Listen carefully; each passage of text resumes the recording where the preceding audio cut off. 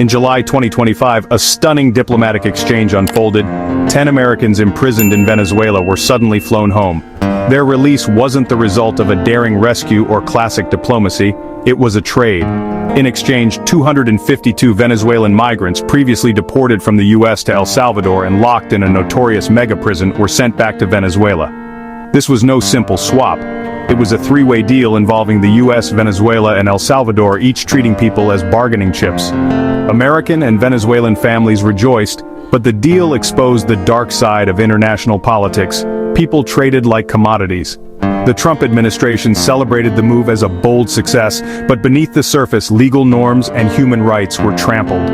The story began when the US, using the centuries-old Alien Enemies Act, deported Venezuelans not to their homeland, but to El Salvador's harshest prison. President Bukele of El Salvador agreed to house them, creating a pool of hostages for future leverage. In July, the moment to cash in arrived. The 10 freed Americans were a diverse group, 5 citizens, 5 green card holders, each caught in Venezuela's political crossfire. Wilbert Joseph Castaneda, a former Navy SEAL, was arrested in Caracas and used as a pawn by Maduro's regime. Lucas Hunter, an adventurer, was kidnapped near the Colombian border and thrown into a Venezuelan prison. Others, like Jorge Marcelo Vargas and Jonathan Pagan Gonzalez, were simply in the wrong place at the wrong time. These men endured brutal conditions, held as hostages for leverage, not for any crime. With no U.S. embassy in Venezuela, their families faced a nightmare of uncertainty and helplessness. Their release brought immense relief, but it came at a steep price: the freedom of 252 Venezuelans, themselves victims of political games. The swap ended the Americans' ordeal, but opened a new chapter of controversy.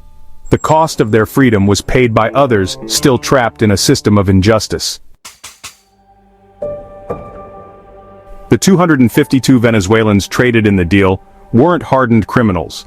They were migrants fleeing crisis, branded as gang members by the US on flimsy evidence.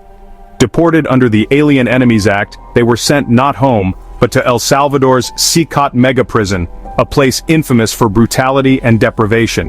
Inside Sicat, they faced overcrowding, abuse, and isolation, stripped of legal rights and contact with the outside world. Human rights groups described torture, beatings, and psychological torment. Among them was Andre Hernandez, a gay makeup artist targeted for his identity, and Oscar Gonzalez Pineda, a working man misidentified as a gang member. These men were pawns, their asylum claims erased, their lives upended by a political bargain.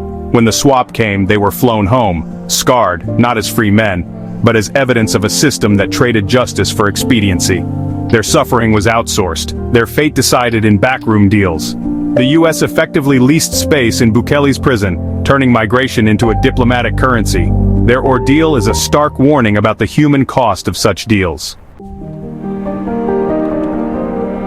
The swap was orchestrated by strongmen: El Salvador's President Bukele, eager to boost his image, President Trump, seeking a foreign policy win, and Venezuela's Maduro, exploiting the moment for propaganda. Bukele's mega-prison became the linchpin, and he pushed the idea of a swap for months, leveraging the detained Venezuelans as assets.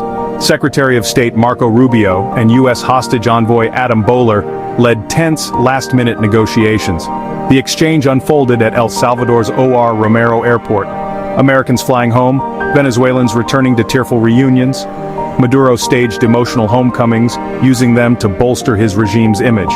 But the deal was built on shaky ground. No formal US-Venezuela relations, no sanctions relief, just people traded for people. Venezuela also released some political prisoners, adding a humanitarian gloss to the transaction. The swap was hailed as a victory, but it rested on legal and ethical compromises.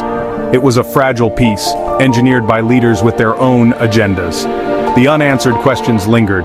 At what cost was this freedom won? The swap sparked fierce debate. Critics called it hostage diplomacy, warning it encourages regimes to detain Americans for leverage. Legal experts condemned the use of the Alien Enemies Act and the deportations to El Salvador, which defied court orders and denied due process. The Trump administration now faces legal challenges for overstepping its authority. Supporters argue the government's duty is to bring Americans home, no matter the cost. But the price was high. 252 Venezuelans, many innocent, were traded and traumatized. The affair exposes the moral hazards of treating people as pawns in global politics. It's a story of relief and reunion, but also a warning about the dangers of transactional justice.